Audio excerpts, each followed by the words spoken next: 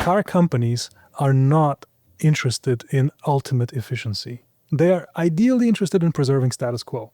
Like if they could just keep things as they are, stay big and bloated, employ 450,000 people, everyone is perfectly fine. A lot of people are employed, a lot of people are getting paid, a lot of bosses have built their careers on that. So when you tell them, hey guys, you could do this job with not 1,000 people, but 6, you could see the fear in their eyes.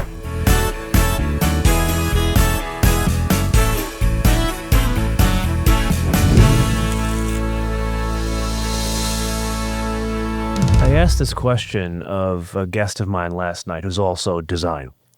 And I asked him, what do you think it best suits car design?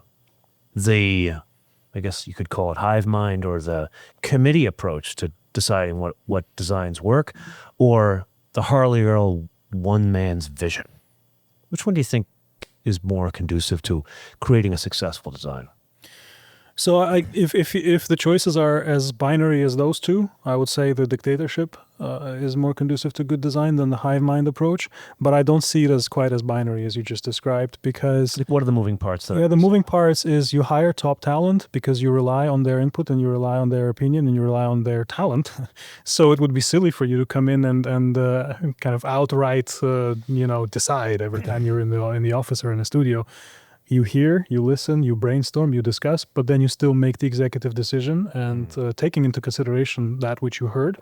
So yeah, it is in a way, it's basically a mix between everyone has a vote, but ultimately only one vote counts. But that one final vote takes into account what just happened on the voting floor, right? You do listen, because those are cherry-picked individuals whose opinion matters.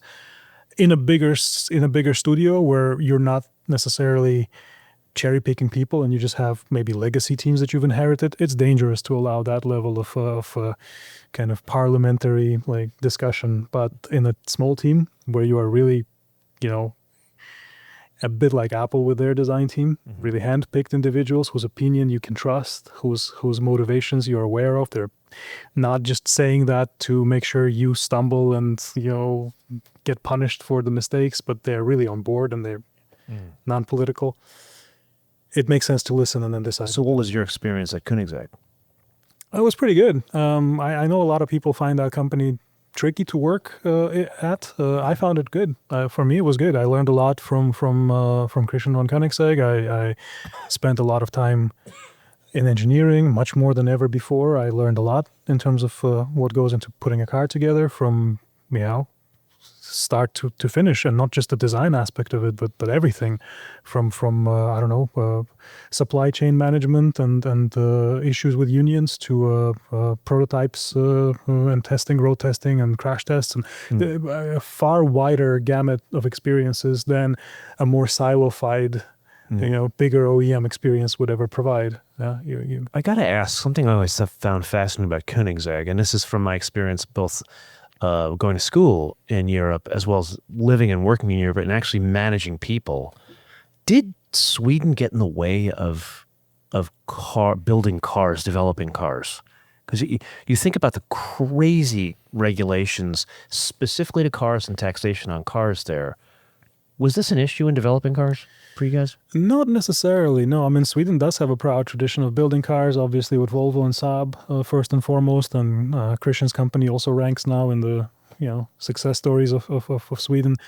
I would say the main obstacle I saw in Sweden is part of that kind of lagom mentality. I don't know if that needs to be explained, but maybe you should explain. Yeah, kind of a model that encourages average.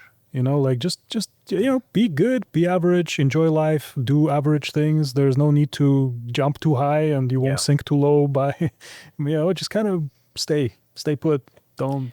And that's where it works there in that society. Well, only country I ever went to where I went by myself, and within 24 hours, I'm turning down invites of all these things people have brought me to, come do this, come see that, come see that.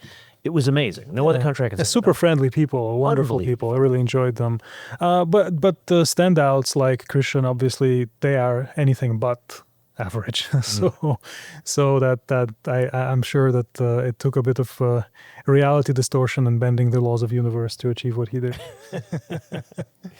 And how did you guys work together? Like, how was a match of your personalities? Well, very well. Yeah, Creatively, thank you. very well. We're both car guys. He understood very well where I was coming from and some of my objections. I understood crystal clear where he was coming from. I think it was a very good working relationship. And how long was your tenure there? Also about 3 years. Okay. And what's going through your mind? Like, okay, I've now created this third successful supercar, and this one's like crazy to another level. What do I want now? Yeah, so it was more than one. It was 2 wonderful projects. It was a Gemera and CC850. And if I have to pick one, I'm probably even more proud of the CC850 than I am of Gemera. Well, Gemera is more innovative in terms of its packaging and architecture and presented a far bigger design challenge than the CC850.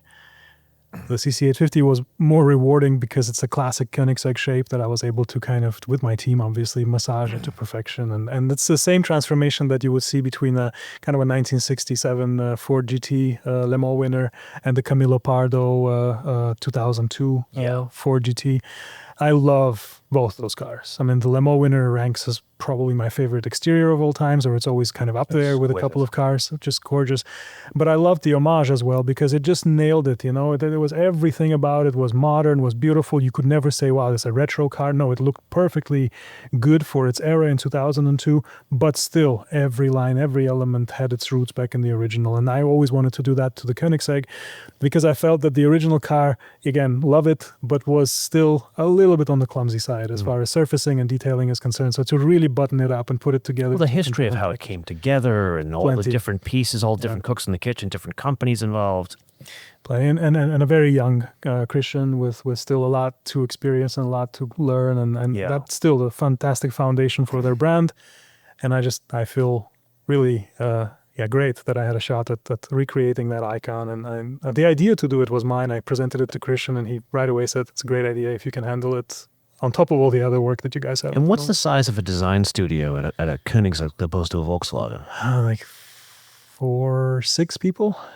Oh, huge difference. Yeah, 6 people. And I would say I did maybe, 75-80% of the surfacing on those cars. So that brings up a really important point in design. I think most people don't really know outside of design.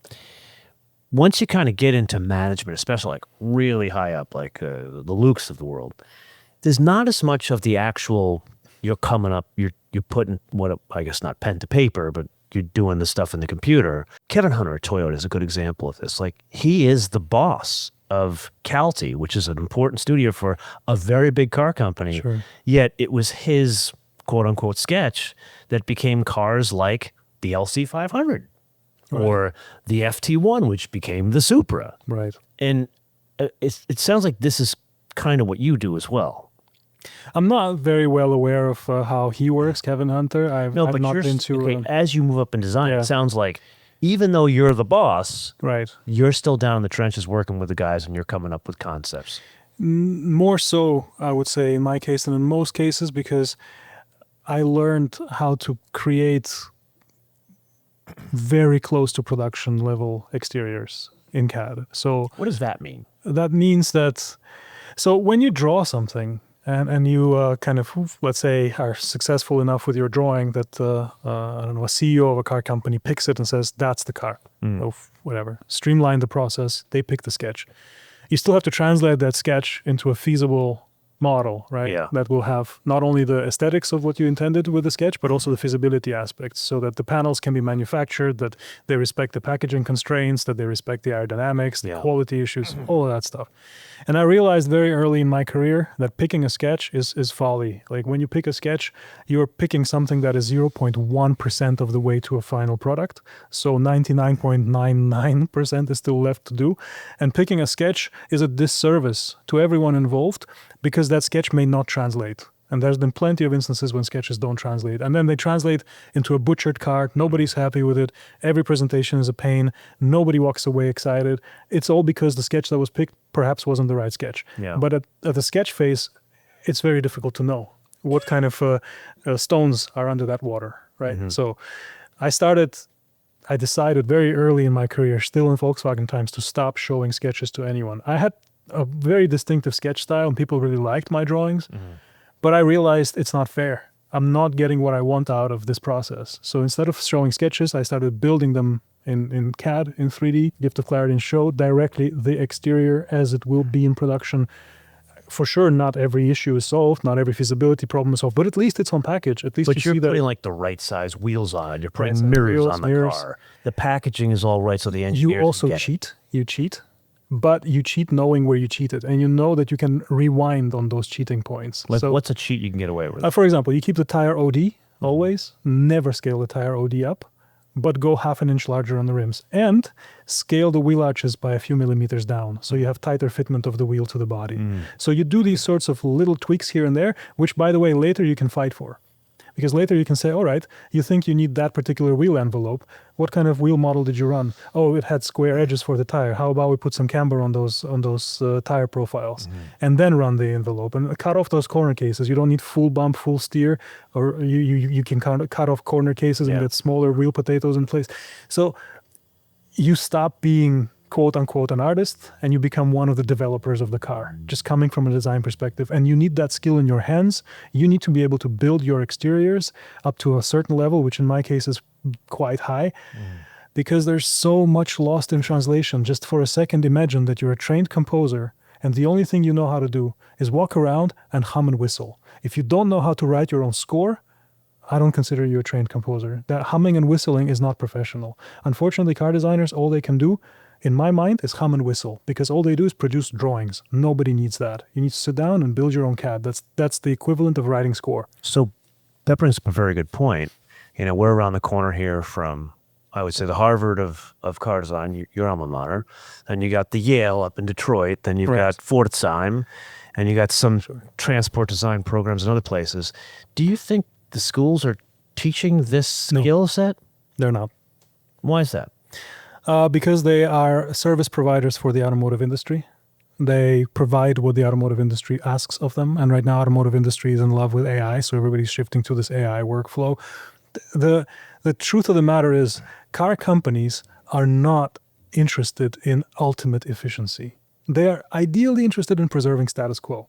Like, if they could just keep things as they are, stay big and bloated, employ 450,000 people, have design departments with thousands, everyone is perfectly fine. A lot of people are employed. A lot of people are getting paid. A lot of bosses have built their careers on that. So when you tell them, hey guys, you could do this job with not 1,000 people, but 6, that is not really, that doesn't feel like a jackpot. I would say that's true of like the Stellantises of the world. I'm of the belief that Stellantis is in the business of making sure Europeans are employed. But then you look at the companies like the Hyundais of the world, and they go at a different pace. Maybe I'm only seeing it from the outside. You are seeing it a bit from the outside. Hyundai has a huge commitment in terms of unemployment rates in Korea, where they do everything to bring in, basically to avoid any kind of unemployment. What's an example besides a Tesla? Tesla's a good example. Tesla's a good, but outside of Tesla, I mean, a old-timey car company. What's an example of a company that's working on efficiency and trying to reinvent the wheel? Honestly, I would not know, George. I simply would not know. If someone's doing it right now, it's not been brought to my attention. I think it's and I did have a conversation with board members of car companies where I would present a much leaner design process, and I could see the fear in their eyes.